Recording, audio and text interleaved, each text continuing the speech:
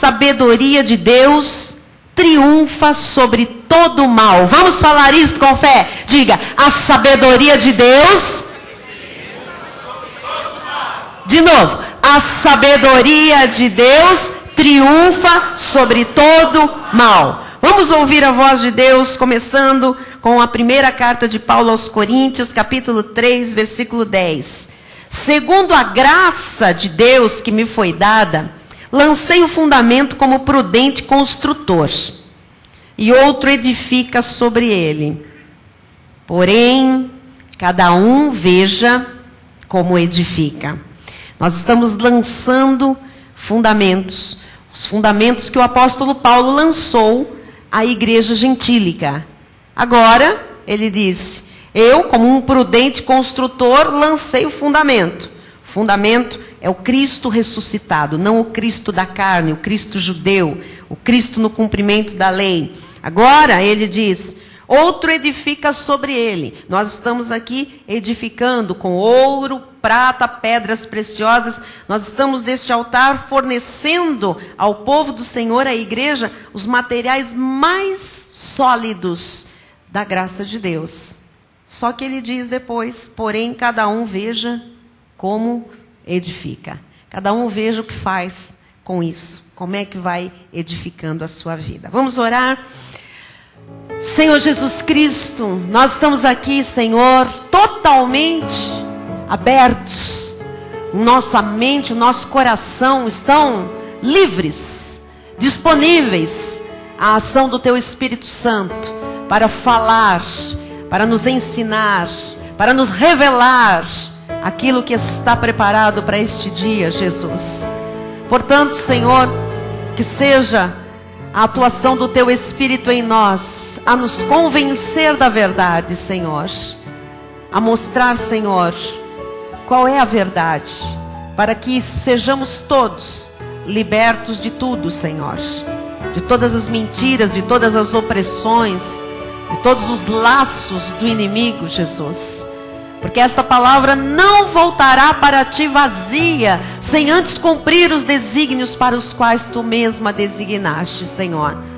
Portanto, fala-nos, Senhor, sobre sabedoria de Deus. Fala-nos, Pai, sobre o triunfo que esta palavra tem sobre todo o mal, Jesus.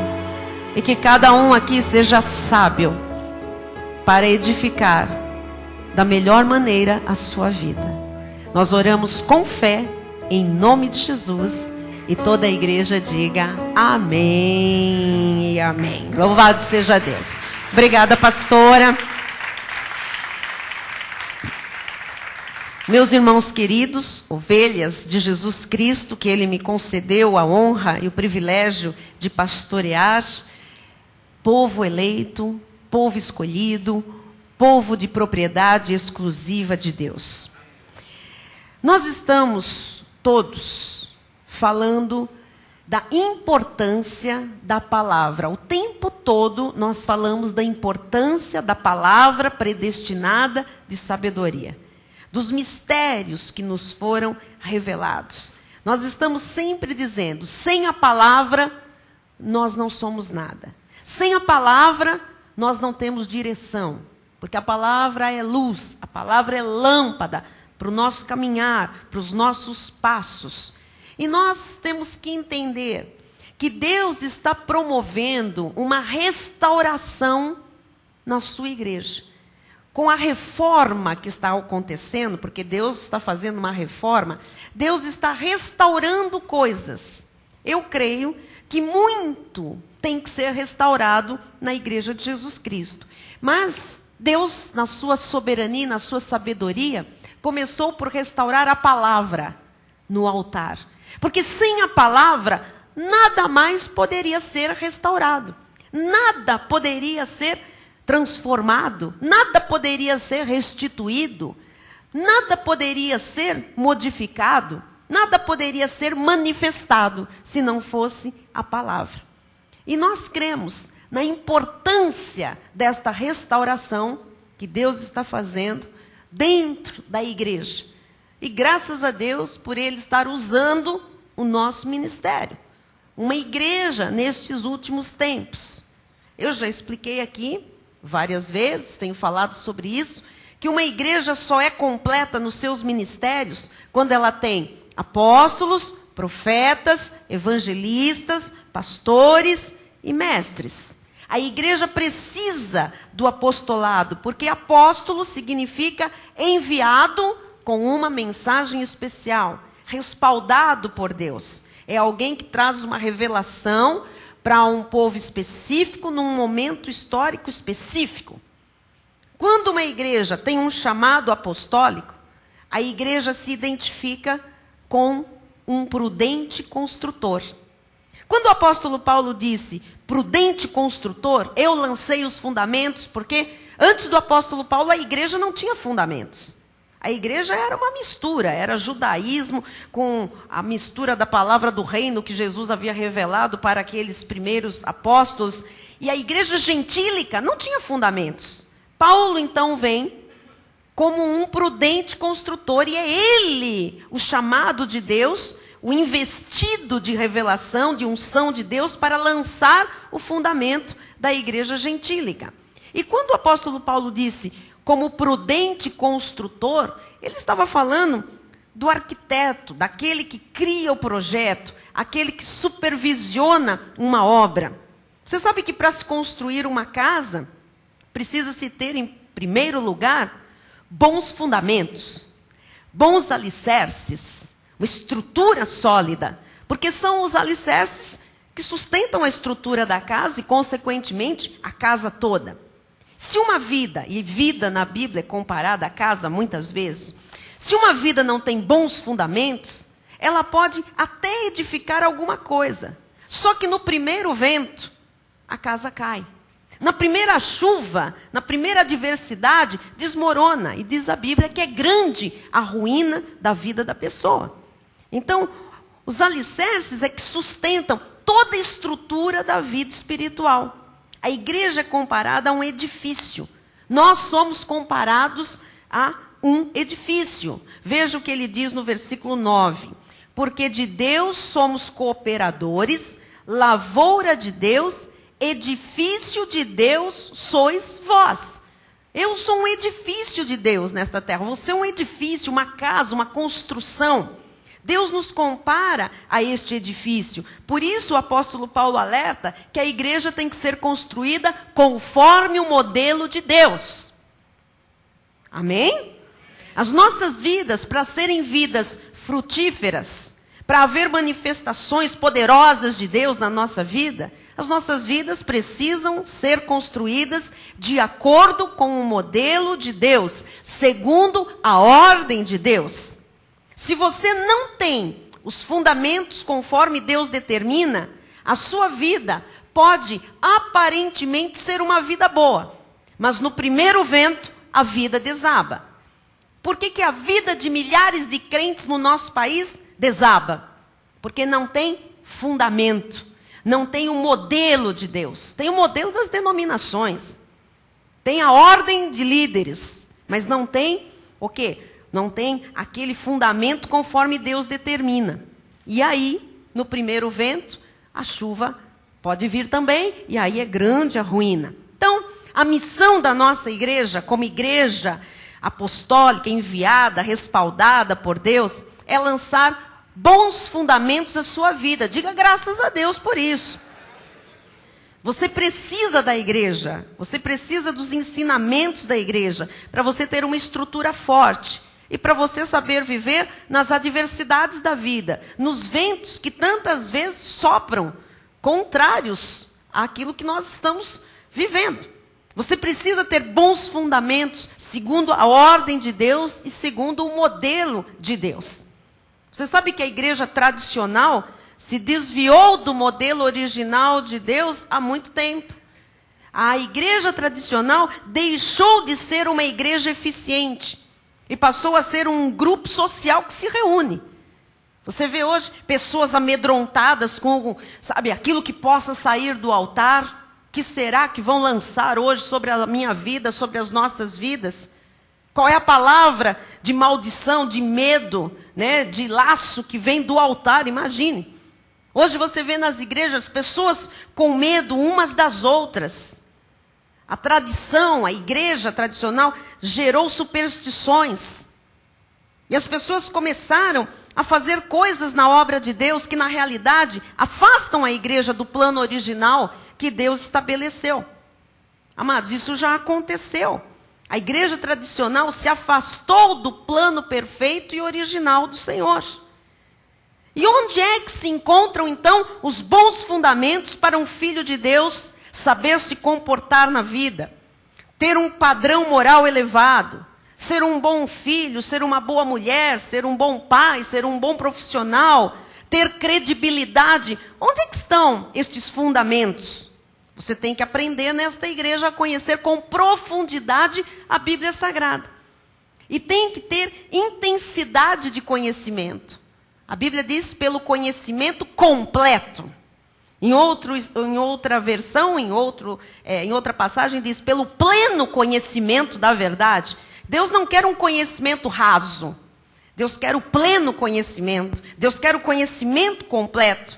E quando você conhece completa e perfeitamente, profundamente as Sagradas Escrituras, você vai entender o significado das 14 epístolas do apóstolo Paulo. Porque é aí que está a sabedoria predestinada para a nossa vida.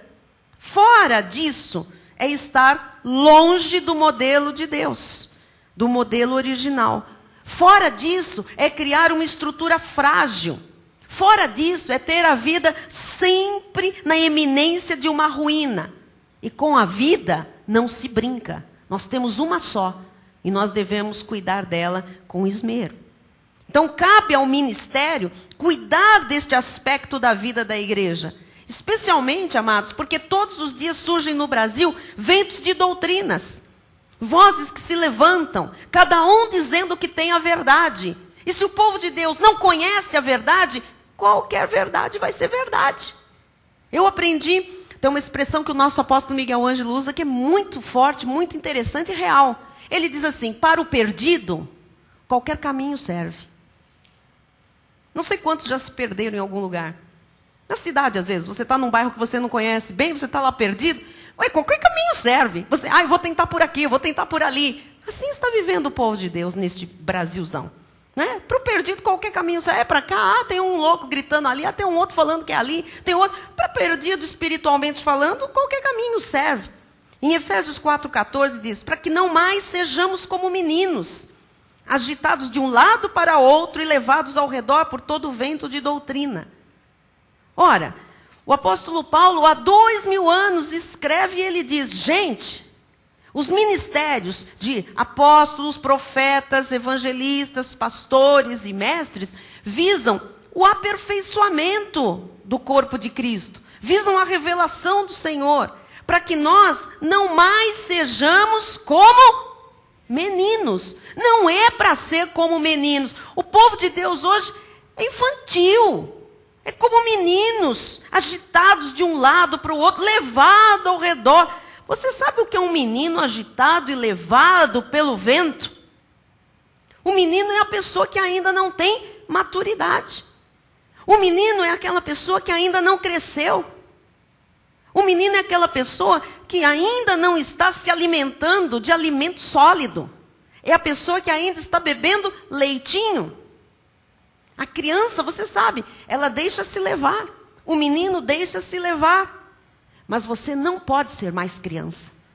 Em termos espirituais, você não tem mais como ser menino. Você tem que ser um adulto, você tem que crescer.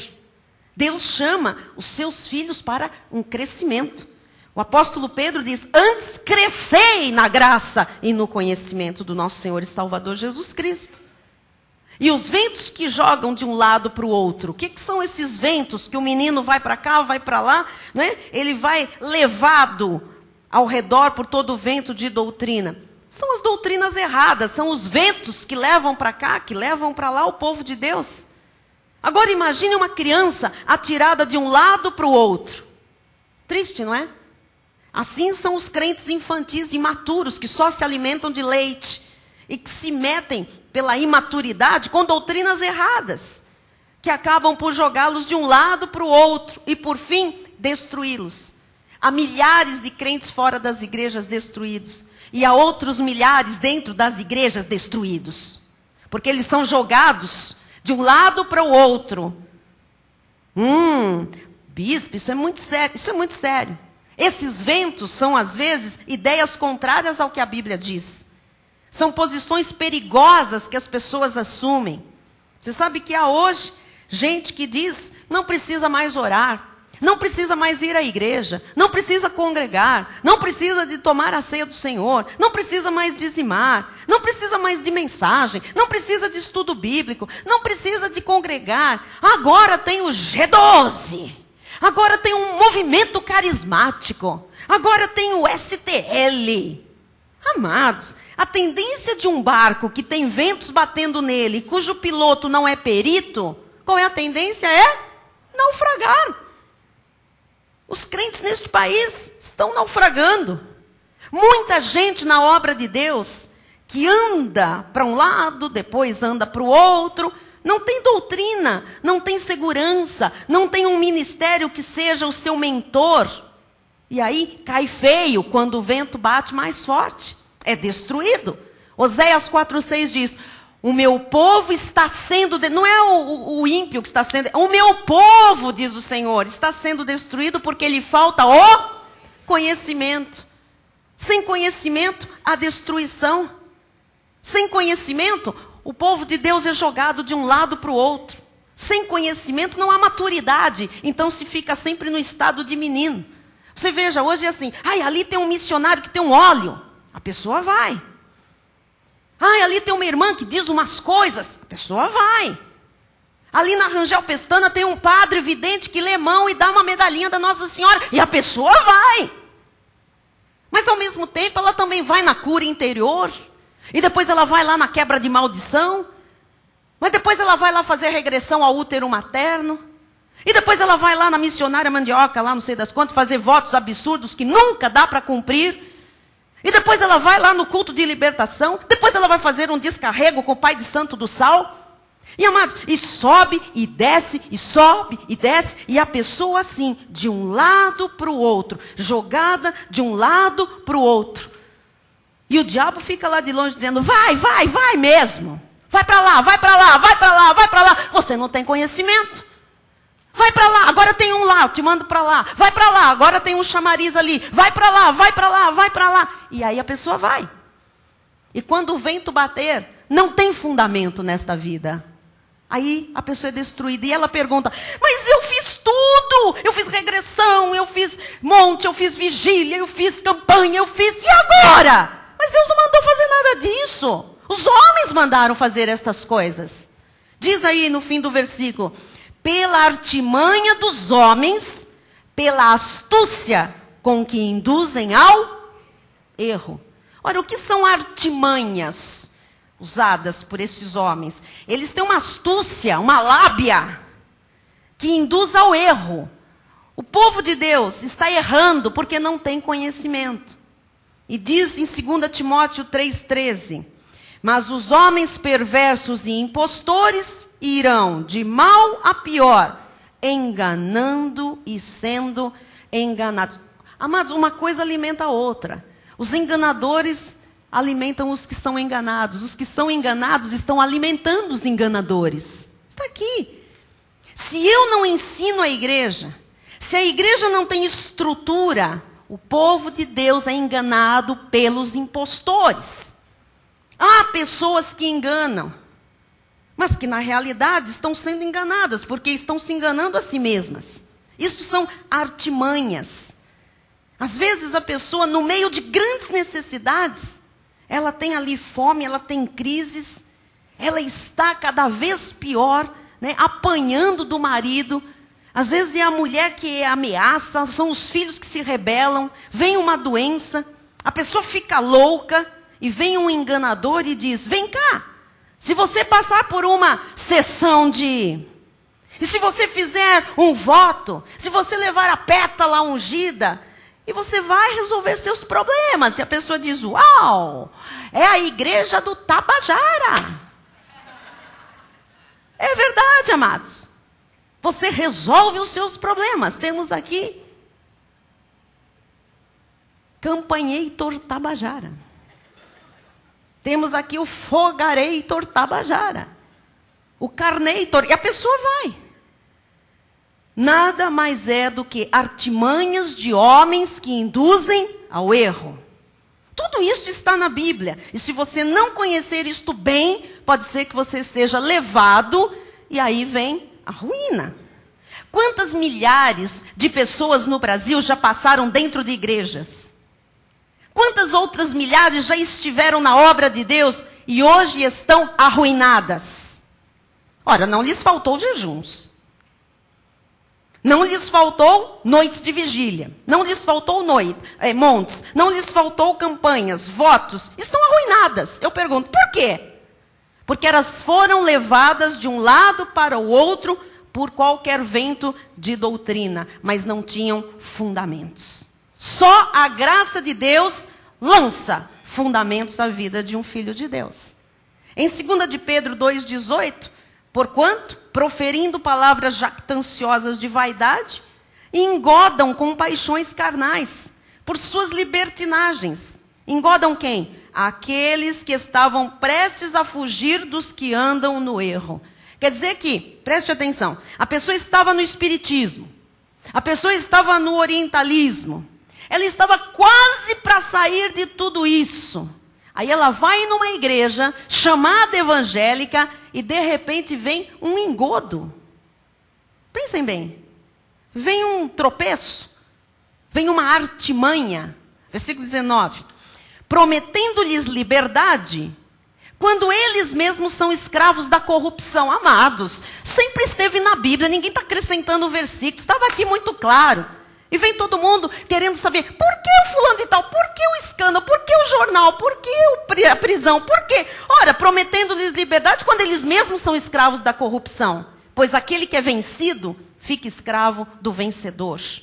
Portanto, se depois de terem escapado das contaminações do mundo, mediante o conhecimento do Senhor e Salvador Jesus Cristo, se deixam enredar de novo e são vencidos, tornou-se o seu último estado pior que o primeiro. É muito triste uma pessoa andar com uma Bíblia debaixo do braço, ter a sua Bíblia em casa aberta lá no Salmo 91 e ser uma escrava. É terrível. Não ter testemunho, ter um casamento fracassado, finanças fracassadas, perdas, tristeza, sonhos não realizados. Isso é terrível. O que eu lhes estou mostrando é uma verdadeira luta, é uma guerra, é uma batalha entre o bem e o mal.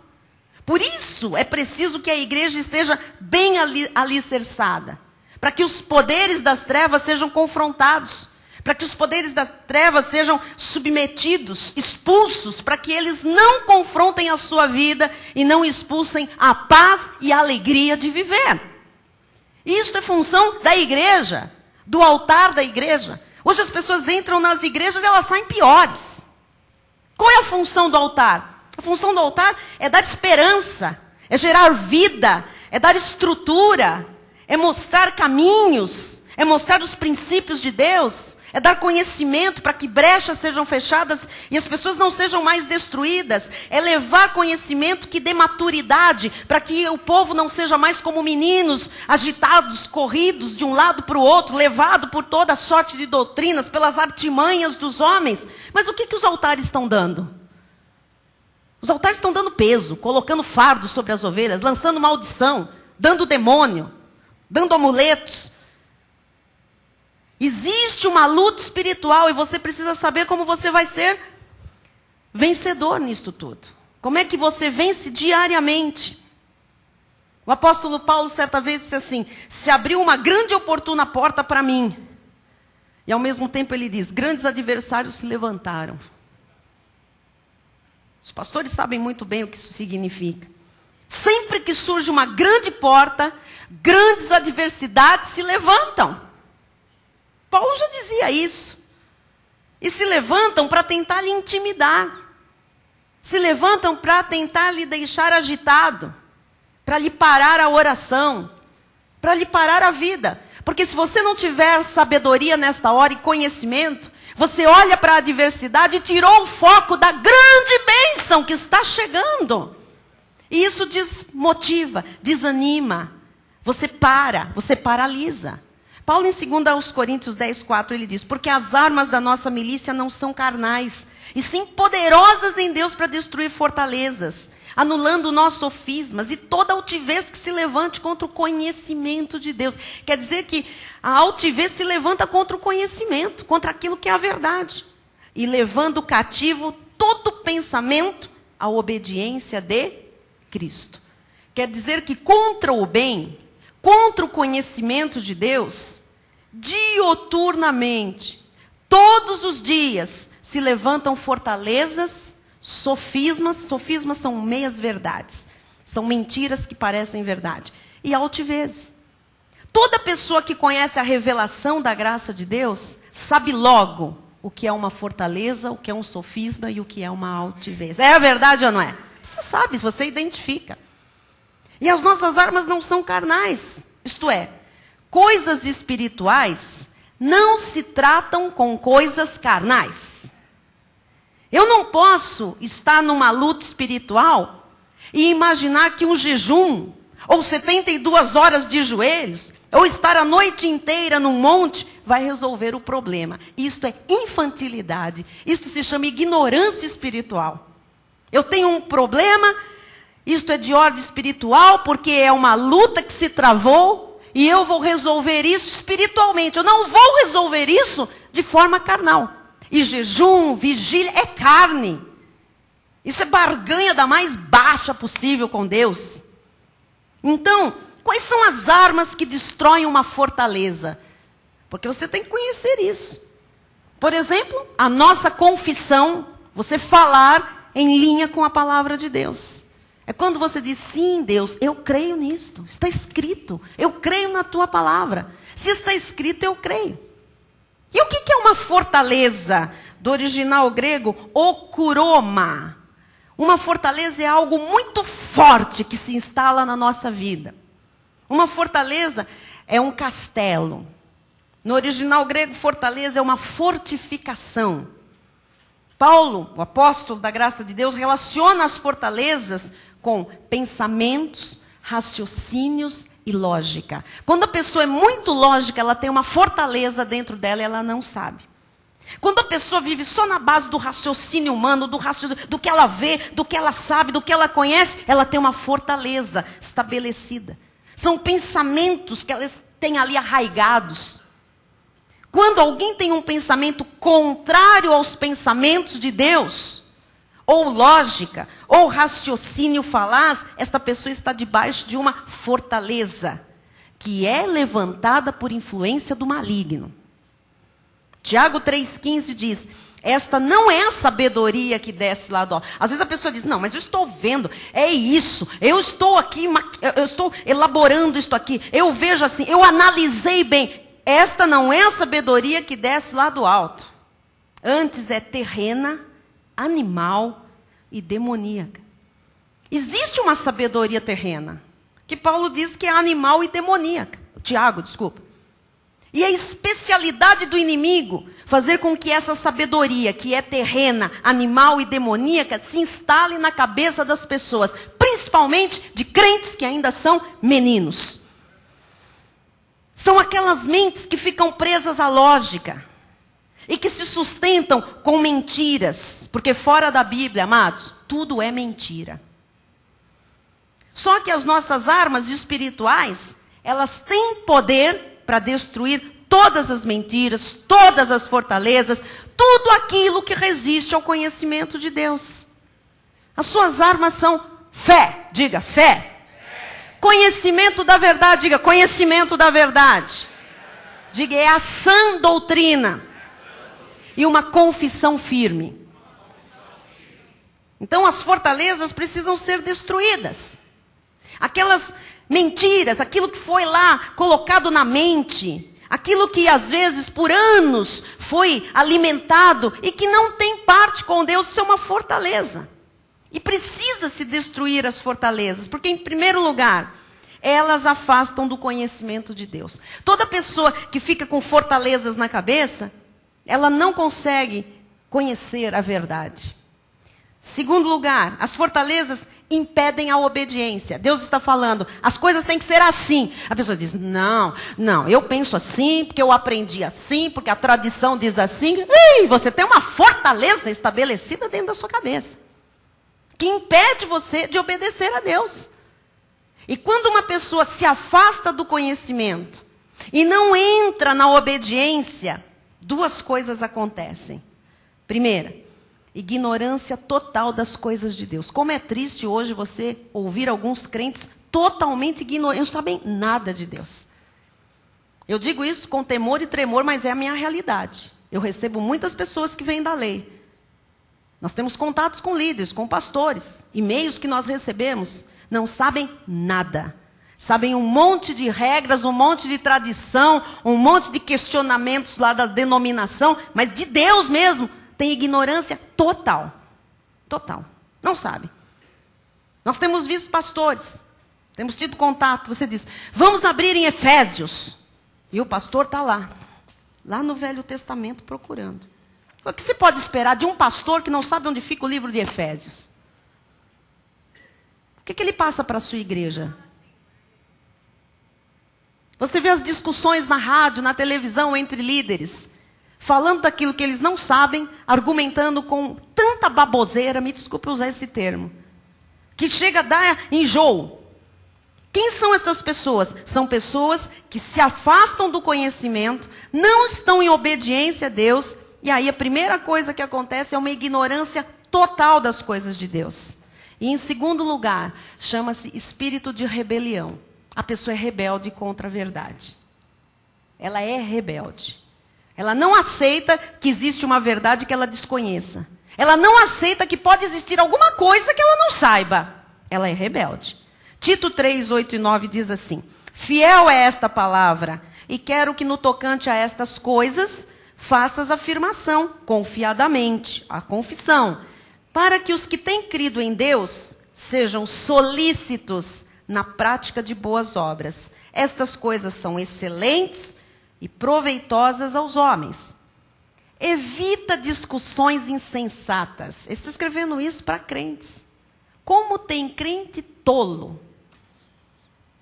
Às vezes eu recebo e-mails, amados, de pessoas simples, que não são nada nas igrejas, mas elas vêm com uma profundidade de revelação. Deus começa a revelar e diz, então, peraí, bispos, aquele texto do apóstolo Paulo, então no Velho Testamento aquilo estava se referindo especificamente aos nossos irmãos.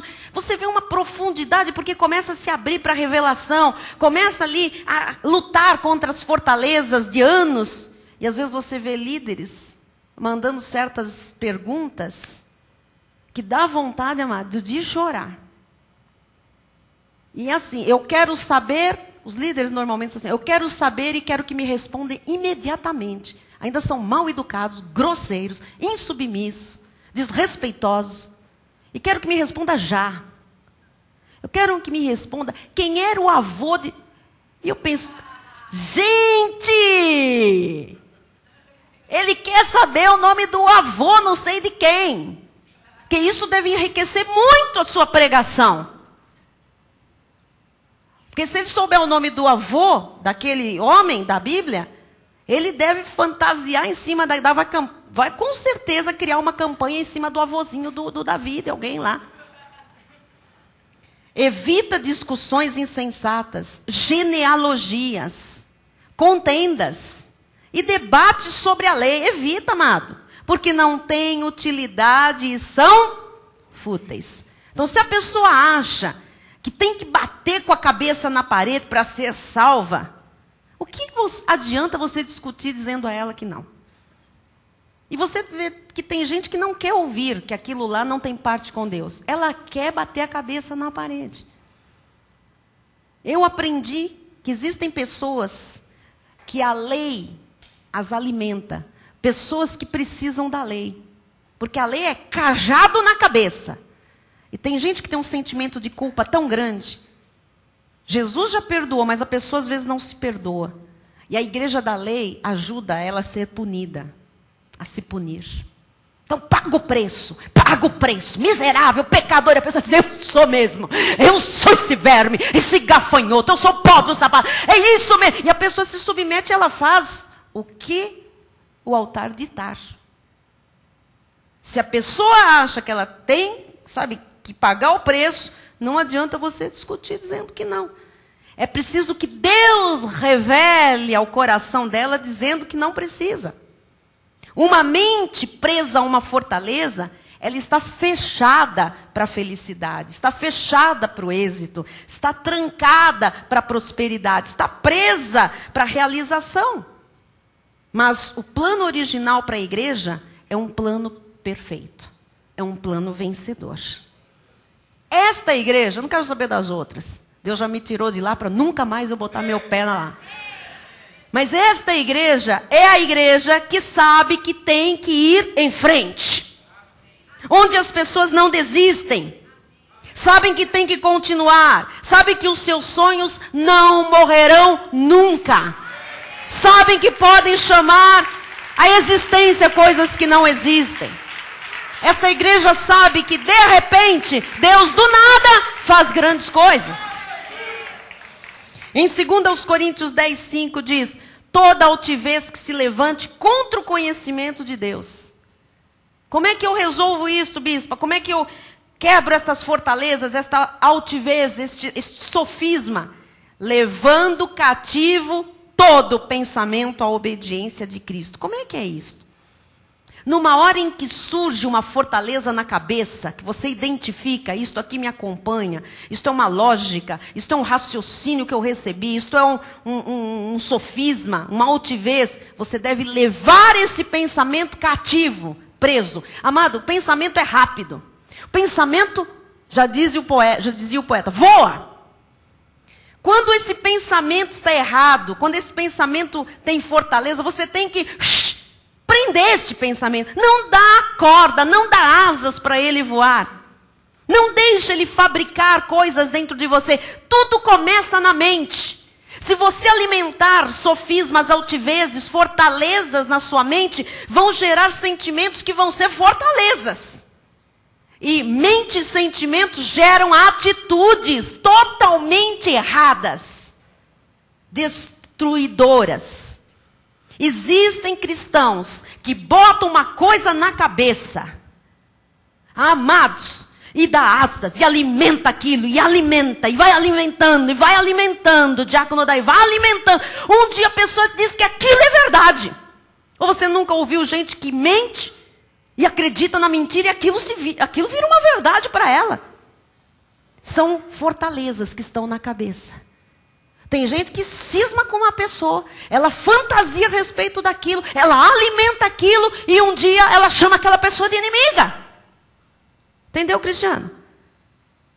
Isso é uma fortaleza. Por quê? Porque quando aquilo começou, ela não identificou como um sofisma, uma altivez, e ela não prendeu aquele pensamento, não levou cativo aquilo lá. Aí aquilo foi sendo o quê? Foi sendo alimentado pela carne dela.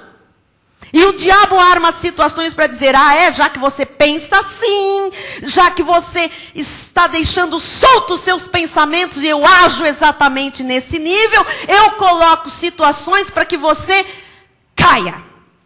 Para que você realmente tenha essas fortalezas solidificadas. E a pessoa acredita naquilo. Quando a pessoa está presa às fortalezas, ela não consegue crer na verdade. Ela não consegue enxergar a verdade. Aliás, ela não consegue nem crer nas verdades de um livro sagrado chamado a Bíblia Sagrada. Ela não consegue sequer acreditar na obra de Jesus na cruz em seu favor. Ela acredita que Cristo morreu na cruz, mas que ela pode ser sarada pela morte dele na cruz, ela não acredita. A pessoa consegue acreditar em doentes. Ela consegue acreditar em cristais, em pirâmides, em velas, em escapulários, em purgatórios. Em tudo que é mentira. Quando a verdade está disponível na Bíblia Sagrada. A verdade só está na Bíblia, amado. Fora da Bíblia não há verdade nenhuma. Este livro aqui mudou a minha vida. Este livro mudou a vida de milhares e milhares de pessoas. E eu creio que este livro, pela revelação da graça de Deus, há de mudar a vida do Brasil. Este povo escravo há de conhecer a graça genuína de Deus, amados. Ah, bispa, você é sonhadora. Sou mesmo, em Deus eu posso sonhar, porque os sonhos que Ele coloca no coração, Ele é responsável por realizar. Amém? Em 1 Coríntios 1:20 diz: onde está o sábio? Olhe para a terra e procure o sábio. Onde o escriba, o homem que faz a lei? Onde o inquiridor deste século? Porventura não tornou Deus louca a sabedoria do mundo? Então ficar pegado ao conhecimento humano, à sabedoria humana, à lógica humana, é o quê? Loucura. É louca a sabedoria deste mundo. Visto como, na sabedoria de Deus, o mundo não o conheceu por sua própria sabedoria. Quer dizer que a sabedoria que o homem tem não é o suficiente para ele conhecer Deus. Não dá. Então, aprove a Deus salvar os que creem pela loucura da pregação. Ah, agora sim! A pregação é loucura para esse mundo, amados. Mas você creu pela loucura dessa loucura. Porque para você não é. Porque tantos judeus pedem sinais. Os judeus eram muito da lei, da carne. Então precisava ver para crer. Então, típico dos judeus, sinais. Me mostra. Faz, Deus. Tanto os judeus pedem sinais, como os gregos buscam sabedoria. É a característica do grego. O saber, onde é o berço da filosofia? A Grécia. Saber humano. Mas nós pregamos a Cristo crucificado. Escândalo para os judeus. Loucura total para os gentios, para esta sociedade que tem a sua própria sabedoria. Você está vendo? Mas, para os que foram chamados, tanto judeus como gregos, pregamos a Cristo, poder de Deus e sabedoria de Deus. Onde é que está a sabedoria? Em Cristo. Fora de Cristo, o que tem é raciocínio falaz, sabedoria do homem. Porque a loucura de Deus é mais sábia do que os homens. E a fraqueza de Deus é mais forte do que os homens. Quer dizer que a sabedoria do mundo, Deus a fez loucura. Agora, nós temos a fé, nós temos a unção de Deus que vence o mundo, que vence a loucura, que vence a lógica, que vence o raciocínio. A sabedoria do mundo é louca. Mas a sabedoria de Deus confunde os homens. Quantas vezes a pessoa vai ao médico com um exame, sabe, de última geração, feito naqueles aparelhos, com toda a tecnologia, e o médico diz lá, tem um tumor aqui. A pessoa vem à igreja, ouve a palavra, entende a vontade de Deus, nós oramos, uma semana depois ela volta ao médico e ele diz, não é possível, sumiu, estava aqui, mas sumiu. Porque Deus confunde a sabedoria dos homens. Em 1 Coríntios 2,4 diz, a minha palavra e a minha pregação não consistiram em linguagem persuasiva de sabedoria. Como o apóstolo Paulo, nós não estamos aqui, amados, sabe, usando palavras para você sair daqui e falar, nossa, coisa rebuscada, que confuso, que difícil, nossa, deve ser bonito, isso deve ser a verdade. Não. A minha palavra e a minha pregação, esta é a palavra da graça de Deus, ela é simples, porque ela vem com a revelação do Espírito Santo. Não consistiram em linguagem persuasiva de sabedoria, está falando, não era minha, mas em demonstração do Espírito e de poder. Para que a vossa fé não se apoiasse em sabedoria humana, e sim no poder de Deus. O evangelho da graça de Deus não é um evangelho só de palavra. É o poder de Deus. É o poder que salva totalmente, que cura totalmente, que arranca das trevas o caído, que transforma o pecador, o desestruturado, transforma numa pessoa vencedora. A sabedoria do mundo perece, acaba. Mas a sabedoria de Deus triunfa sobre todo o mal. A sabedoria de Deus triunfa sobre todo o principado e toda a potestade. A sabedoria de Deus triunfa sobre a droga, sobre o álcool, sobre os demônios, sobre o inferno inteiro. Creiam, amados, que todas as fortalezas, quando ouvem esta palavra de sabedoria, elas caem por terra. E se hoje você entrou aqui com algum pensamento que não tenha nada a ver com Deus, que caia agora por terra diante desta palavra que é poder de Deus para você. É a loucura, bispa. É loucura a pregação, disse o apóstolo Paulo? Dizem que é loucura. Mas louco é o mundo, que não crê na verdade. Louco é a sabedoria do mundo, que não crê nas verdades e crê naquilo que não conhece, naquilo que é maligno. Mas a sabedoria de Deus é mais forte. A sabedoria de Deus muda a nossa sabedoria. Nós conhecemos e sabemos em quem nós temos crido. O Deus da Bíblia Sagrada é verdadeiro. E o Deus da Bíblia Sagrada está aqui nesta hora, amados. O Deus da Bíblia lhe cura. O Deus da Bíblia lhe dá paz. O Deus da Bíblia lhe dá força para viver. O Deus da Bíblia lhe dá fundamentos que sustentarão a sua vida para todo sempre. É loucura, bispa, mas é a verdade, meu amado. Esta verdade é a que nos liberta de todas as fortalezas, de todos os sofismas e todas as altivezes. A Bíblia diz que nós somos salvos pela loucura da pregação. Quem aqui é salvo em Cristo Jesus?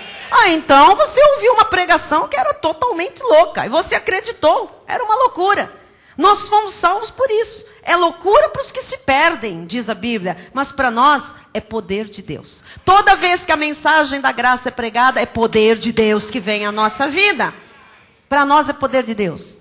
Para nós é poder de Deus. O que você está ouvindo hoje é poder de Deus para a sua vida. Deus está te libertando de coisas erradas. Deus está mudando seus pensamentos. Deus está organizando a sua mente. Deus está lhe mostrando o que não tem parte com Ele. Deus está arrancando pela palavra sofismas, altivezes. E hoje fortalezas têm que ser destruídas pelo poder desta palavra. Então creia na palavra, viva a palavra, desfrute a palavra, coma a palavra. Ela é a razão da nossa vida. E esta noite, você que entrou aqui já experimentou todas as possibilidades de cura aí fora. E não alcançou cura para suas memórias, para suas feridas da alma, para suas dores, sejam elas físicas ou emocionais. Quem sabe você que foi maltratado quando você era criança, você que foi denegrido quando era adolescente, você mulher que foi pisada como esposa, você, marido, que foi humilhado. Você que foi execrado como funcionário. Quem sabe bateram em você, lhe xingaram, lhe desonraram. A sabedoria de Deus diz hoje: eu lhe darei dupla honra. Eu restituirei todos os anos que foram consumidos da sua vida. Você que está aqui esta noite, que foi totalmente espoliado. Lhe tiraram tudo. A sua conta está no vermelho. O seu nome está sujo. A sua casa está para ser entregue. Não há negócios. As portas estão fechadas. Deus lhe restituirá tudo que o inimigo tirou e arrancou e roubou e fez e aconteceu na sua vida. Isto pode parecer uma loucura, mas isto é a verdade. É isto que vai acontecer. Na vida de todos, bispa. Eu gostaria que fosse. Mas eu tenho que lhe dizer a verdade. É na vida de quem crê. Amém? Isto vai acontecer. Há hoje uma destruição de fortalezas mentais, emocionais, por causa da loucura da pregação. Por causa do poder de Deus. Por causa da sabedoria de Deus, que está transformando a sua vida de um menino, levando você à maturidade, para que nunca mais você seja levado de um lado para o outro por todo o vento de doutrinas. E virá, junto com isso, a restituição, a honra, a restauração de todas as coisas, porque esta palavra foi restaurada num altar da nossa igreja, graças a Deus. E ela é poderosa para restaurar a vida de todos os filhos de Deus. Assim seja, assim disse o Senhor. Amém, amém, amém. E a Ele, e a Jesus, Fique de pé em nome de Jesus. Ministros de louvor, venham encerrar comigo. E o bispo, levante suas mãos aos céus. Pode ser uma loucura, mas você já levantou a mão em estádio de futebol, já levantou a mão em sala de aula, em passeata, você já levantou a mão em casa, espreguiçando, você já fez tanto com essa mão. Agora levante as mãos, mostrando a sua dependência de Deus. Levante as suas mãos, exaltando aquele que é o dono da sua vida, o Todo-Poderoso, o Senhor, o Rei da Glória, aquele que lhe escolheu de antemão, lhe predestinou em amor para ser dele, aquele que lhe chamou, aquele que mostrou a verdade, que lhe libertou, lhe salvou, lhe plantou o Espírito Santo, selou você para o dia da redenção. Levante as mãos àquele que pode mudar, aquele que pode transformar, aquele que pode destruir fortalezas, sofismas e altivezes. Oh, Pai bendito e amado, obrigada, meu Deus, por esta noite profética, por esta noite de excelência, Pai. Obrigada pela palavra que fluiu deste altar como rios de água viva, Pai. Ó Deus, que superabundou os nossos corações de esperança, Pai. Superabundou os nossos corações de certeza, Pai. Só existe um Deus, Jesus Cristo. E só existe uma doutrina sã, uma doutrina pura, uma doutrina genuína. A graça de Deus, a graça de Deus. Ó Deus, está escrito, por Moisés veio a lei, mas Jesus Cristo trouxe a graça e a verdade. Obrigada, Senhor, pela graça e pela verdade. Obrigada, Pai, porque temos olhos iluminados para compreender a herança e a esperança dos santos, Pai. E nós declaramos, Jesus, que já caiu por terra hoje. Oh, Deus, raciocínios. Oh, uma mente lógica. Uma mente carnal. A sabedoria deste mundo, Senhor, não prevalecerá. Nós teremos dias de paz. Nós veremos a vitória em todas as áreas da nossa vida. Nós seremos conduzidos em triunfo, Pai. A tua alegria já inundou os nossos corações e será cada vez mais abundante.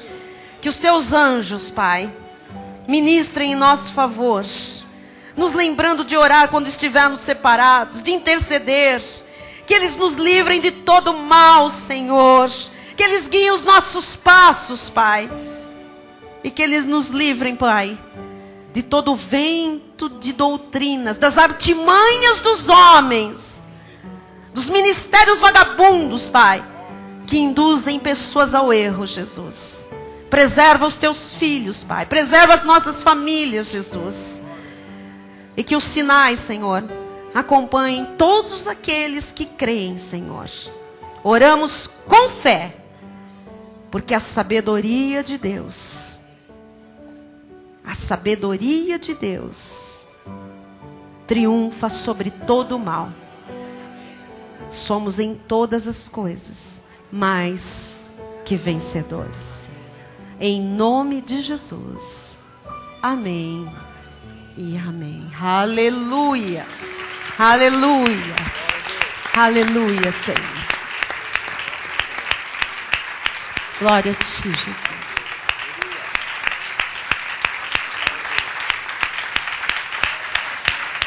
Glória a ti, Senhor.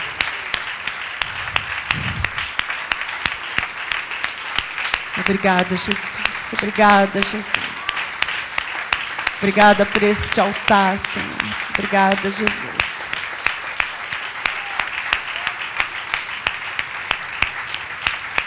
Aleluia. Aleluia. Graças a Deus. Estenda a sua mão na direção do altar.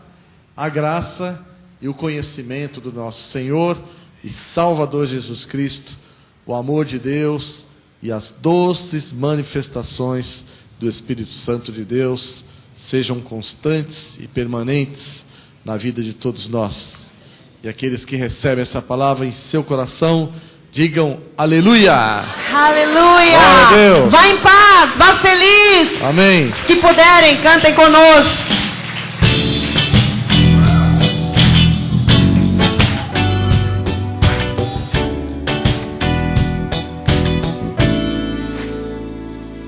Quando Deus escolhe escolhe alguém, Ele mesmo faz tudo que determinou em seu coração.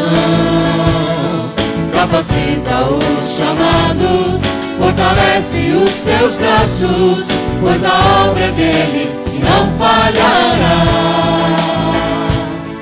Quando Deus escolhe alguém, bom é obedecer, pois o que custar é sempre o melhor. Ele cumpre a palavra que diz bom e agradável, perfeita é a vontade do Senhor. Deus te criou para triunfar, te escolheu para reinar e viver como um herdeiro que Jesus conquistou. Ele te fez um sonhador com um propósito, uma visão, e nada vai frustrar os planos do Senhor. Você é um vencedor.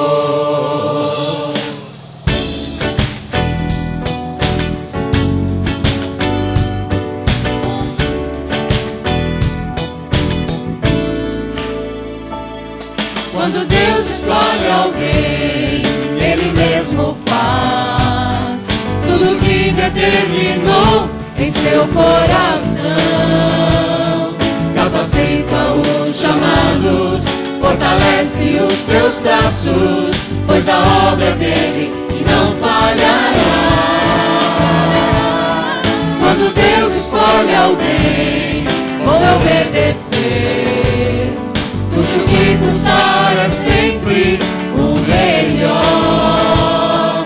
Ele cumpre a palavra que diz bom e agradável, perfeita é a vontade do Senhor. Deus te criou para triunfar, te escolheu para reinar e viver como um herdeiro que Jesus conquistou. Ele te fez um sonhador com um propósito, uma visão, e nada vai frustrar os planos do Senhor. Deus te criou para triunfar, te escolheu para reinar e viver como um herdeiro que Jesus conquistou. Ele te fez um sonhador com um propósito, uma visão, nada vai frustrar os planos do Senhor. Você é o vencedor. Você é o vencedor. Você é o vencedor.